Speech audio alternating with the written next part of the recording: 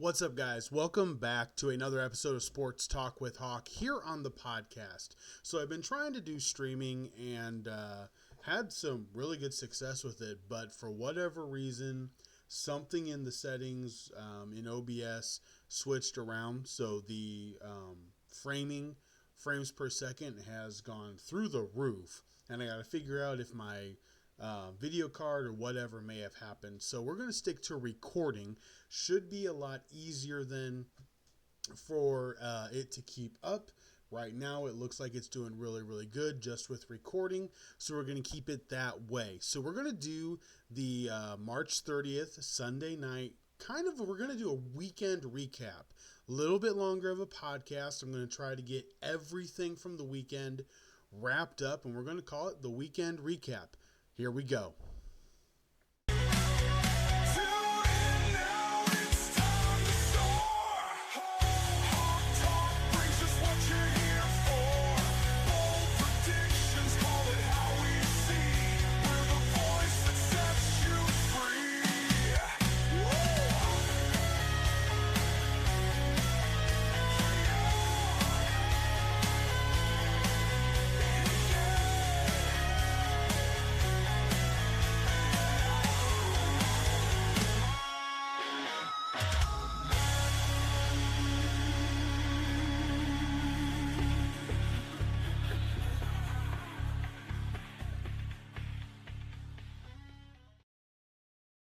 All right, guys, here we go. So a wild weekend because we had college basketball, NBA, Major League Baseball. We got a little bit of NFL news, not a whole lot, mostly looking forward when it comes to the NFL. And we have got some wild things that took place this weekend. So we're going to start with March Madness. My bracket, my championship game is still intact. I have Florida versus Duke. The Final Four is now set. It was a fantastic last 2 days. I know some are going to say the Houston-Tennessee game was kind of meh. All right, I'll give you that one. But Michigan State and Auburn, it showed really good coaching.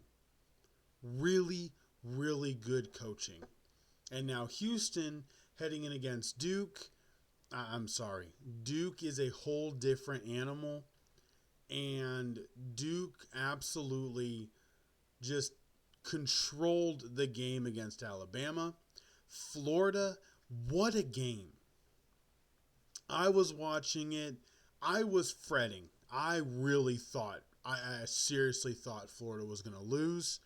Then all of a sudden, just three after three ball drops. And they end up taking the game, getting sent to the line constantly, and winning the game by 5.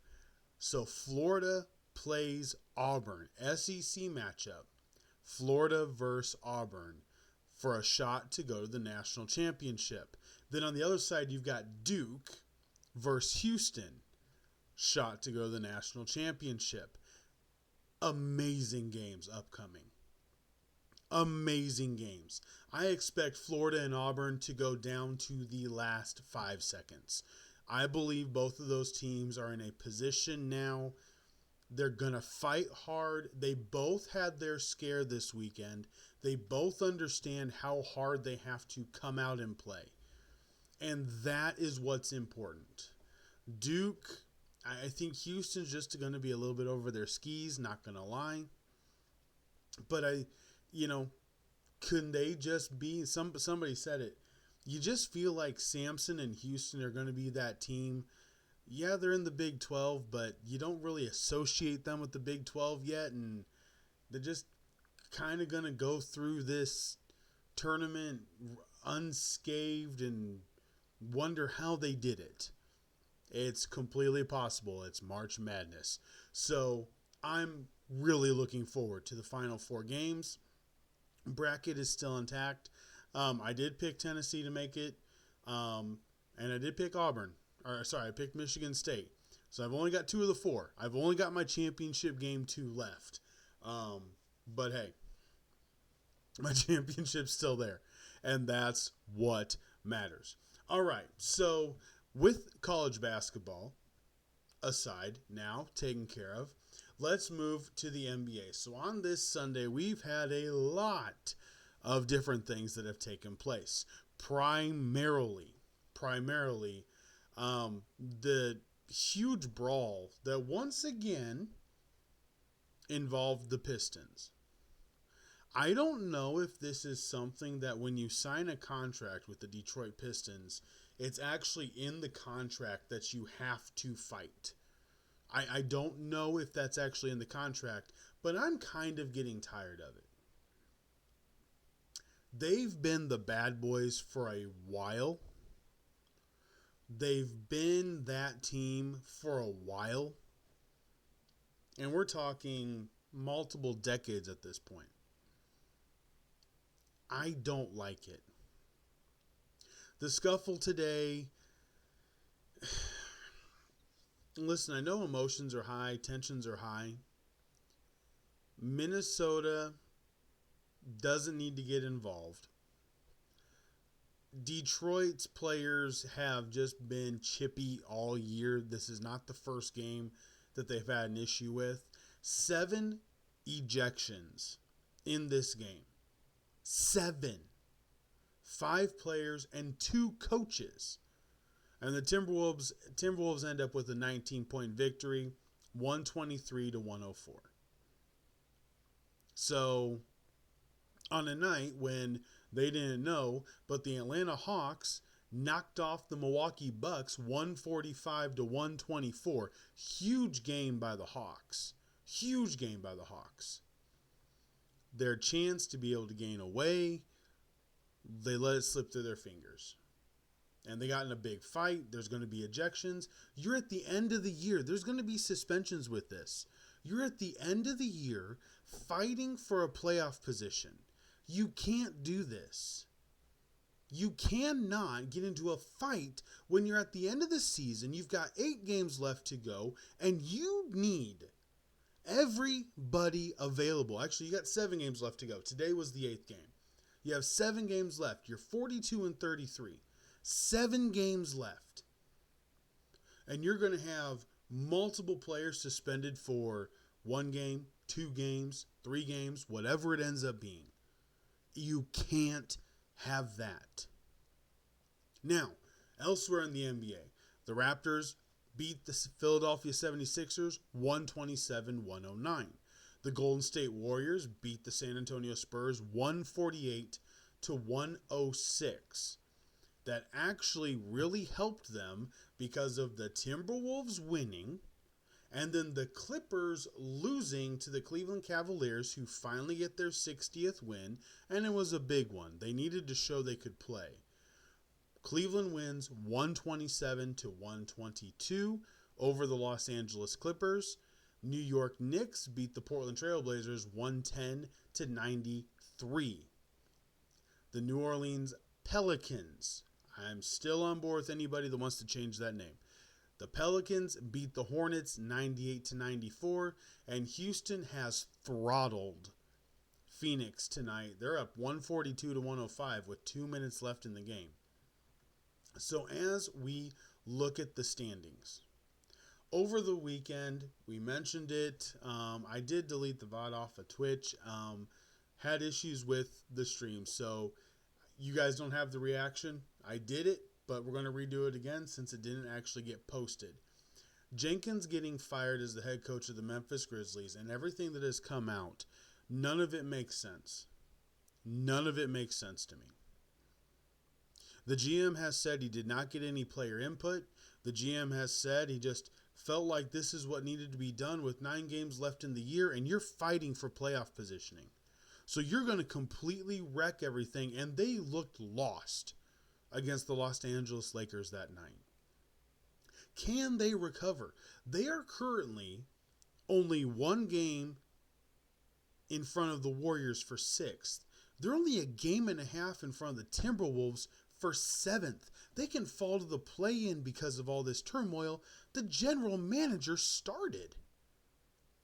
What in the world is going on? Why do you fire? Listen, if you have a disagreement, you're the Memphis Grizzlies. You're making the playoffs right now. Everybody's trying to point to, well, they weren't happy with the recent setup. Teams go through slumps. The Pacers started 10-15.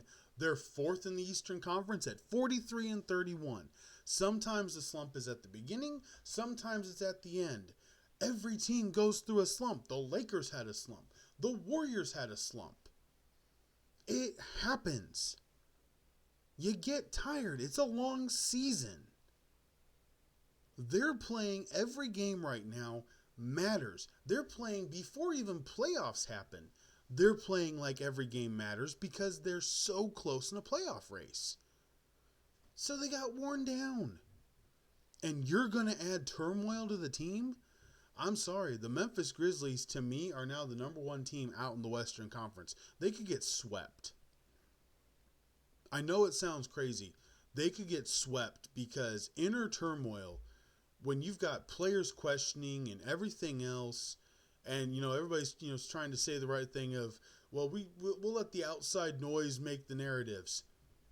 Well, you did it to yourself. You did it to yourself. Jenkins didn't want to leave. If he did, there would have been something said about that. You won't say why he was fired because you want to respect him. You had a difference of opinion is what it is. You couldn't be adults. It's really what it sounds like. And the Memphis Grizzlies are going to pay for it. They're only a game and a half in front of 7th. Now, when you look at everything now with the way that the Bucks lost today, the Pistons lost today, the Knicks won, the Cleveland Cavaliers won. So here is where we're at with the Eastern Conference playoff setup. So the Cleveland Cavaliers are 60-15 now. They are 4.5 in front of the Boston Celtics, who are 55-19. Basically, they've got the number one spot locked up. That's what it comes down to. They have the number one spot locked up. The New York Knicks currently really look like they've got the third spot locked up. At 47-27, they are 4 games in front of the Pacers. Now, the Pacers' final stretch does look really nice. Not going to lie. So, between the two teams, so we'll go through. This is what we're doing, a full weekend recap, looking ahead of what we're doing. So the remaining games that they have, they've got 8 games left for the Pacers. We play Sacramento at home tomorrow night. We only have 2 of our final 8 games on the road. Sacramento at home, Charlotte at home, Utah at home, Washington at home, Cleveland at home, Orlando at home. And then our 2 road games are at Denver and at Cleveland, the last game of the year. At Denver will be a loss.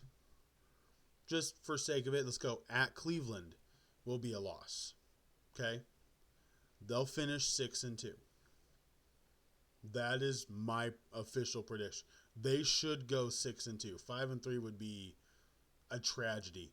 They need to finish this season 6-2 right here. That's what they need to do.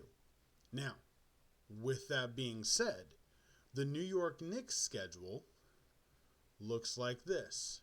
So closing out, they've got 8 games as well. They've got a little bit tougher path. So they've got Philadelphia on Tuesday at home. Then they have a 2-game road trip at Cleveland, at Atlanta, who just knocked off the Bucks. Keep this in mind. Then they're home against the Suns, who are going to be fighting for their playoff lives. Home against Boston, who has their number. At Detroit, we don't know which team is going to show up. Home against Cleveland. And then they finish the season in Brooklyn. Now, if I'm looking at that, I'll give them the W over Philly. I'll give them the W over Brooklyn easily.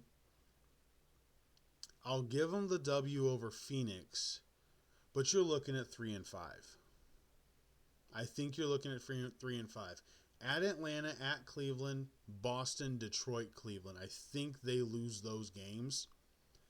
So they're going to end up winning the third position by a game if everything plays out the way I just said. So then you've got the Detroit Pistons there, which are a game and a half behind the Pacers and still fully able, but they would have to go basically undefeated the rest of the way to be able to leapfrog the Pacers if they go 6-2. The Milwaukee Bucks now are a game and a half behind the Pistons in sixth, 40-34. They need to find an identity before the playoffs. Without Dame, and I'm not joking about any of this, without Dame, this team does not have that power. Without Middleton, this team doesn't have a second person. Kuzma's a 30. He's the third option. I think he can be a really good Kevin Love, Chris Bosh. He's not the second option. They don't look that strong. I don't think they match up with the Knicks very well, especially at guard if Brunson does come back for the playoffs. So that's what the top six of the East look like. 7th and 8th are separated by half a game. The Atlanta Hawks and Orlando Magic are separated by half a game. Half a game. The Chicago Bulls are in 9th, and the Miami Heat are currently 10th, and they're tied. So every single position right now from 7 to 10 can technically switch. And the Bulls are only 2.5 games behind the Magic. The Bulls and Heat are 2.5 games behind the Magic and 3 games behind the Hawks. So it's not inconceivable if any of these teams go on a losing streak that they can drop to 10. The Toronto Raptors, they're out of it. They're basically 6 games behind the Heat. They're not getting into the playoffs. And, of course, I've said this for a little bit now. Now, you go to the Western Conference. Oklahoma City has it intact. Fine, done. Okay. Second place, Houston is going to have a 2-game lead over Denver after this game goes official with their win over the Phoenix Suns. Denver is third and sitting where they want to be sitting. They're a game and a half in front of the Los Angeles Lakers. And the LA Lakers are now sitting in fourth alone because they beat the Memphis Grizzlies. The Grizzlies are fifth, 1 game behind LA. And the Golden State Warriors are 6th, 1 game behind Memphis. The Minnesota Timberwolves are 7th, a half game behind Golden State. The LA Clippers are 8th, a half game behind Minnesota, a whole game behind the Warriors, and 2 games behind Memphis. And then you have 9 and 10, which are the Dallas Mavericks and the Sacramento Kings, are separated by half a game.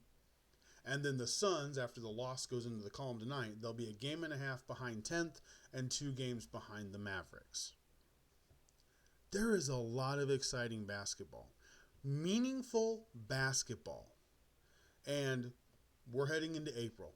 April 1st will be tomorrow morning. Here we go.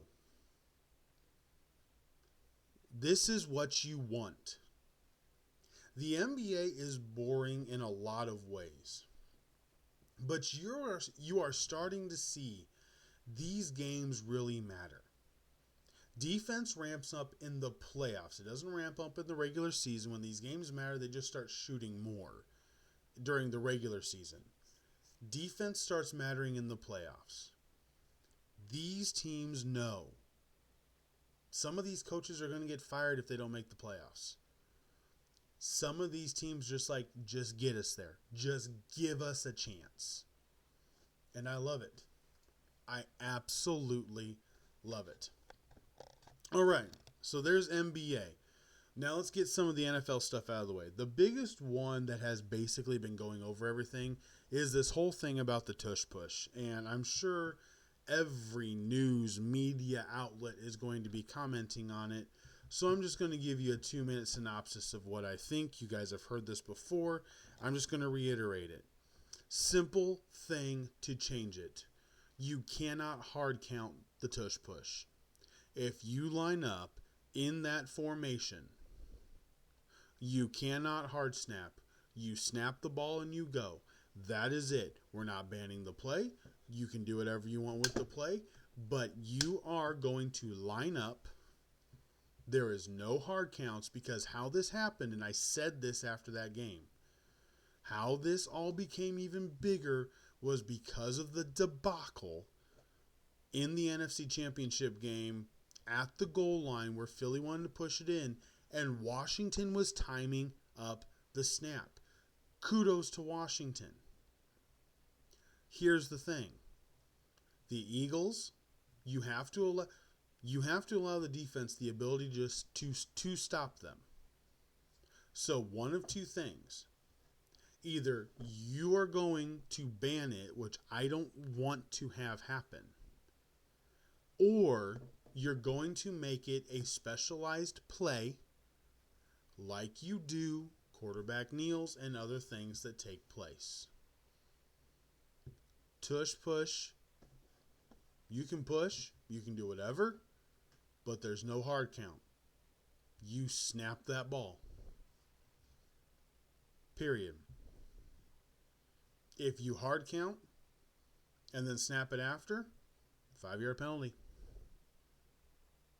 And you can still get the defense for trying to jump the count because they're trying to guess it still. So it's still going to make the defense guess. They're still going on the snap of the ball. And they're still going to try to guess. So you're still going to get defensive penalties. But you eliminate what happened in the NFC Championship game. And let's be honest, that's where all this stemmed from. That is the only reason this is up for vote. And I mean, it has a chance to get passed. Let's just be honest. Of all the teams that have played the Eagles, and Nick Sirianni came out with a really stupid statement saying that all these other coaches had better vote for the tush push because that's the play that got them hired as head coaches. What a dumb statement. He just keeps proving how much of an idiot he is. And, Lowry and Roseman, he's going to be, he'll be the target practice when something goes south, and he'll be fired faster than anything else. And they'll get who they want as the head coach. It won't be him. And he's going to be one of the worst head coaches to ever win a Super Bowl. You're not going to care. You really won't care right now. People don't even care that Doug Peterson won a Super Bowl. Like this, the Eagles are a team where you can win because the team is built so good, and you can absolutely suck as a head coach. Vic Fangio's there. Kellen Moore was there. They won. That simple. The other thing is, so Brandon Ayuk is due a roster bonus on Tuesday. And as of right now, no trade has materialized, and I think it's because people aren't willing to give up a lot for a receiver coming off of an injury, and I understand that. As of right now, he's going to still be a 49er. Makes sense. I don't think they want him. I think they'll try to trade him in the middle of the season if stuff starts going wrong. I think he will be one of the first ones get out. And that's fine.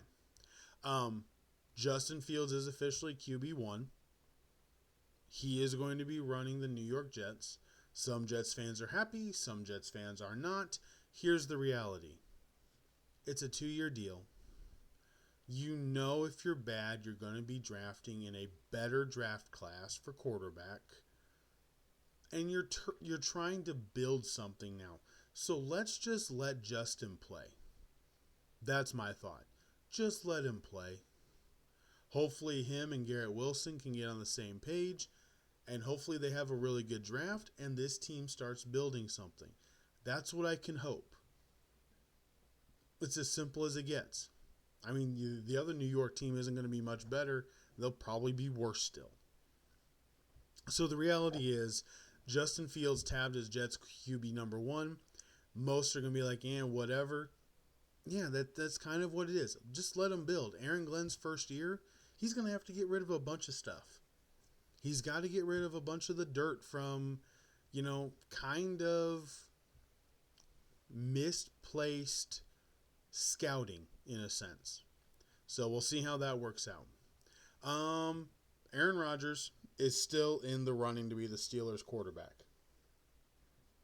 I don't know how this is still here. I I would not do it. I just wouldn't. Everything that I am reading, they are really narrowing in on um, Jalen Milrow because of the potential. Anthony Richardson is a cautionary tale, but if you're in a weak draft, you won't get judged the same as what the Colts did because of spending the number, you know, number 3, 4, 5. You're spending a top 5 pick on a quarterback. That can't happen. That's the problem. The Colts have that issue of being a top 5 draft pick. You don't have that as the Steelers. And it's a weak draft. So you won't have all of the big boo birds trying to jump on you for making a horrible pick. You got to. You had to make the pick. That's what you had to do. You need a quarterback. Milrow is dynamic. If anything else, he is dynamic. He's outrageously inconsistent. Well, I mean, there's a lot of quarterbacks in the NFL that are. You know what? I mean, look at it. Brock Purdy, amazingly, he's inconsistent. Sam Darnold, he's going to be with Seattle. He will be inconsistent. Like, these quarterbacks are inconsistent. Geno Smith with the Raiders, inconsistent. I think this is what I think is going to happen. I believe New Orleans is going to go after Jackson Dart, and I believe the Raiders are going to go after Kyle McCord, potentially in the second round. If the Rams don't trade up and try to get him, look for the Rams potentially. I don't think they will, but I could easily see them doing this because they like Stetson Bennett. But I could easily see them spending a second round pick in a draft that's not, huge for them because they have most of their holes filled. It's all going to be role players at this point.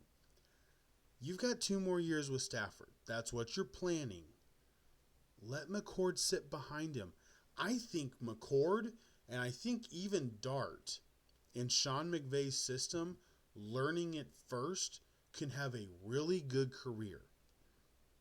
Kyle McCord is a lot better than people realize because he went from Ohio State to Syracuse, got blamed for Ohio State's loss, and then Will Howard wasn't half the quarterback Kyle McCord was. They just had all their seniors return because all their seniors wanted to go after it again. It was the same thing as Michigan the previous year. You had all the seniors, so you won the national championship because you had all the experienced players. Duh. This isn't rocket science sometimes. You were bigger, you were more experienced across the board, you knew how to handle pressure better than every other team. Duh. You won. It made sense to me. So, I love. I mean, we're sitting at. We're only sitting, less than 4 weeks away now. Less than 4 weeks away till the draft in Green Bay, Wisconsin. Super excited. All right, so there's 28 minutes.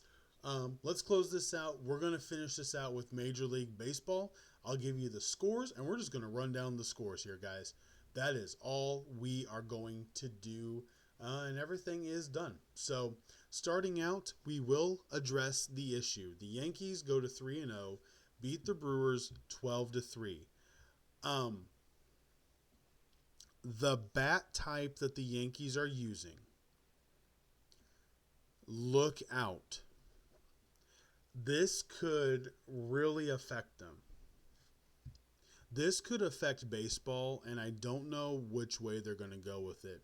This is a bat. This is a bat. Let me be very clear. This is not drugs. This is not steroids. This is none of that juicing. This is a baseball bat design that they have come up with that is evidently right now legal, where they are able to swing, get more contact on the ball with a higher strike velocity. and it is amounting in home runs galore. They hit 4 more home runs today. I mean, Jazz Chisholm hit a home run. Jazz Chisholm should not be hitting a home run very often. He ends up with like 3 a year. He got one in game number 3. Aaron Judge hits his 4th in 2 games. That bat is going to be looked at really quickly by Major League Baseball. If it's not outlawed in the next week, look for everybody to go get it. And then you're going to see 12. You're going to see some really high scoring games because it's just contact. It's just contact. So the Yankees go to 3-0, beat the Brewers 12-3. The Washington Nationals, they knocked off the Philadelphia Phillies 5-1. The Toronto Blue Jays knocked off the Baltimore Orioles 3-1. Now going back for a second here, because I do want to, it is the series as it's Sunday, the series wrap up. So for the Philadelphia Phillies and Washington Nationals, that series went 2-1 in favor of the Philadelphia Phillies. They won 7-3, 11-6, and then lost 5-1. Baltimore and Toronto, they had a 4-game series and they split them. So it's 2-2. Orioles win 12-2, and they won 9-5. And then the Blue Jays won 8-2, and then they won today 3-1 with a beautiful pitching performance. Only 1 earned run through everything. Now, the Tampa Bay Rays. This is a team in a lot of turmoil right now. I was reading the entire story on what was going on, some different articles. This team is currently playing at the Yankees AAA state or single A stadium down in Florida. They're at George M. Steinbrenner Field, and it's been redone for $15 million. They're renting it for $15 million for this season due to the damage from the hurricane that hit Tampa Bay and ripped the roof off of Tropicana. But they still don't have everything set with the city. So the Tampa Bay Rays as a team are currently in flux for what's going to happen. But the baseball on the field, the regular season series here, this is the only time they're going to play the Rockies. They win 3-2. They won today 6-4, and the Rockies took the middle game 2-1. So the Tampa Bay Rays get the W today 6-4. A game that I have seen a lot of comments on because of where I'm at. Pittsburgh fans are around my area, especially because they are the affiliate for the Indianapolis Indians. So there are some Pirate fans around here. This is how this series finished out, and this is great baseball, yet these teams are both projected to be bad. So the Marlins win game number 1 in absolute amazing fashion, 5-4.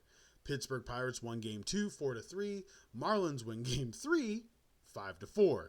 And then today won game 4, 3-2.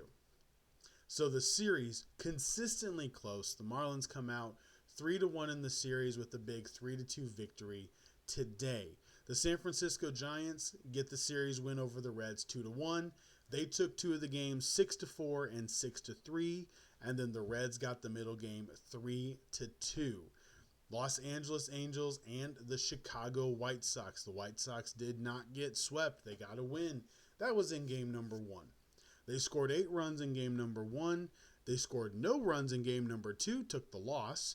And then today it was 3-2 Angels over the White Sox, capping the series. It was a run in the 8th inning that gave the Angels the lead. The Guardians and the Royals. Guardians get the win in the series 2-1. Guardians win the games 7-4 and 6-2. The Royals took the middle game 4-3. So the Guardians and Royals have their seasons fully underway. Waka had a really short day today. Only 4 innings pitched, 4 hits, but he had 4 walks. So struggling with the strike zone once again, and that is something that has hurt him through his career. The St. Louis Cardinals and the Minnesota Twins. The Cardinals swept the series 5-3, 5-1, and then today closing it out with a 9-2 victory. They only used 2 pitchers today, one for 5 innings, Palente, and then Matz for 4 innings, and they get the win 9-2. So good job to the St. Louis Cardinals, and Twins still winless in this season. All right. The Texas Rangers and Boston Red Sox had a 4-game series. The Rangers win the series 3-1. Red Sox took the opening game 5-2. Then the Rangers rattled off 3 straight wins, 4-1, 4-3, and then today closing out the series 3-2. So heading into the second week of the MLB season, the Rangers are 3-1 and the Red Sox are 1-3. All right. The Chicago Cubs and Arizona Diamondbacks. This game was decided late. I was watching this one and I was sick to my stomach. And here is why. The Cubs, at the end of the 8th inning, are up 6-2 at the end of the top of the 8th. So the Cubs score a run in the second, 2 runs in the 6th, and then 3 runs in the top of the 8th. They're up 6-2 heading into the bottom of the 8th. The Diamondbacks scored 8 runs on no errors. No errors. 8 runs. Relief pitcher Morgan for the Cubs allowed 6 hits, 6 earned runs, and he had a walk. It was ugly. This series ends up getting split. Cubs win 10-6, then the Diamondbacks won 8-1. The Cubs won 4-3, and then the Diamondbacks today with that huge comeback win 10-6. So both teams are 2-2 heading into the second week of the season. The Seattle Mariners and Oakland Athletics, soon to be Las Vegas A's, they split the opening series. 4-2 for the Mariners, 7-0 for the Athletics, 4-2 for the Athletics, and today to close out the series, it ends up in a tie as the Mariners get the 2-1 victory in Seattle. So both teams are even heading into week number 2. And then the final game of today, the Padres swept the 4-game series with the Braves. This to me was huge. This is the team that's going to be fighting the Dodgers. The Padres have the ability. They have a team that can put pressure on the Dodgers. I think both the Dodgers and the Padres in the same division can win over 100 games each. It is going to be huge. The Braves, their bullpen wasn't playing great today, but their bats just weren't alive. These are the scores. Like, here we go. 4 games. Game number 1, 7-4 was a good game. Game number 2, 4-3. Game number 3, 1-0. And then today, shut out again. So they've been shut out back-to-back games now. Shut out 5-0. The Padres take a huge 4-0 opening series over the Atlanta Braves, which could easily be a playoff preview heading into September and October at the end of this year. Absolutely huge. Absolutely huge. So there's MLB, guys. We got college basketball, NBA, a little bit of football. Close it out with some Major League Baseball. The first full weekend of Major League Baseball, the Sweet 16 into the Elite 8, NBA playoffs rearing up. You got less than 4 weeks until you get to the NFL draft. It's an exciting time. An exciting time in sports. I absolutely love it, and you guys know I'm here for it. Know it was a little bit longer. Wanted to do a full recap. Why I said weekend recap. Here you go, guys. It's Monday morning for you. Make it the best Monday you can. Start the week as strong as you can. I'm going to have some series we're going to do this week. I'm really excited to launch this one. I can't wait for it. I can't wait for it. It is going to be called, I'll give you a teaser, the Nostalgia Series.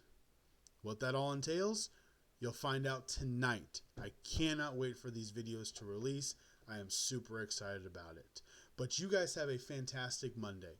Make it the best one that you can. Thank you so much for listening. Make sure to subscribe, like the podcast. I deeply appreciate it. I hope you have a great day, and I hope that your week starts out strong. Until later, until the next time, for Sports Talk with Hawk, I am Hawk, and I am out. You guys have a great Monday.